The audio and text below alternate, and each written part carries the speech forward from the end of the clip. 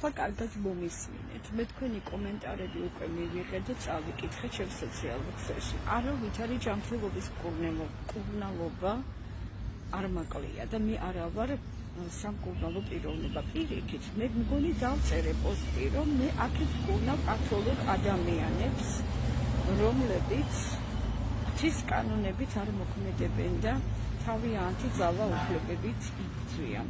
ძალიან საღაზროვნების გზაზე ვდგები, ნორმალური გაწონასწორებული ქალი ვარ, მაქვს ჩემი ცხოვრების სტილი და ჯვარი და მაქვს ჩემი შეხედულობა ჩემს ცხოვრებასთან დაკავშირებით.